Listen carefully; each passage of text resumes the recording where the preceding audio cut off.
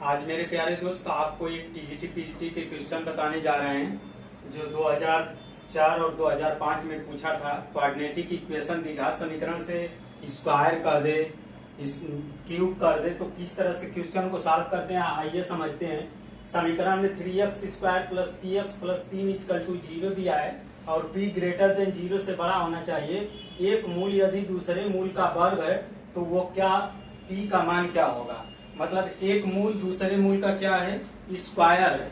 तो जब दो मूल रहता है तो बच्चे द्विघात समीकरण का ये फार्मूला होता है ax square plus bx plus c। आप जानते हैं तो ax square plus bx plus c ये द्विघात समीकरण का क्वेश्चन है जिसमें से एक मूल यदि दूसरे मूल का वर्ग है, मान लीजिए पहला मूल अल्फा है तो दूसरा मूल अल्फा का क्या हो जाएगा, स्क्वायर हो जाएगा। इसके p के बराबर है तो हम जानते हैं एक चीज alpha plus beta equal to minus B बटा में ए होता है। वो द्विघात समीकरण A X square plus B X plus C equal to 0 से।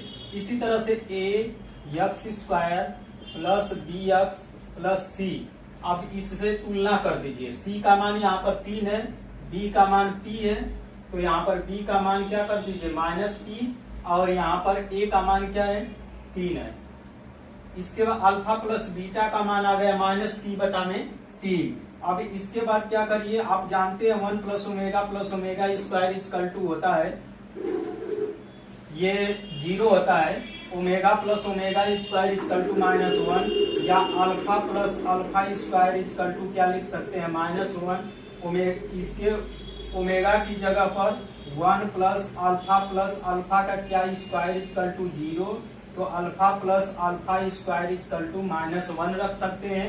आप देखिए बीटा की जगह एक अल्फा है तो दूसरा बीटा की जगह अल्फा स्क्वायर है, तो यहाँ पर अल्फा प्लस अल्फा का क्या कर देंगे स्क्वायर, मतलब बी की जगह बीटा की जगह क्या रखेंगे अल्फा का स्क्वायर।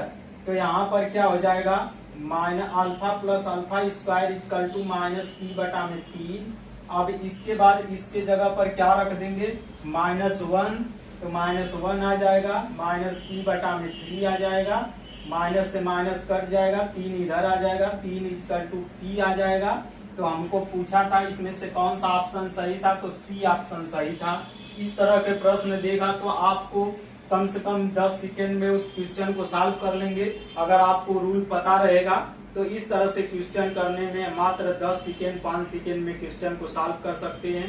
तो मेरे चैनल को जुड़ करके शॉर्ट ट्रिक मैथ के जान सकते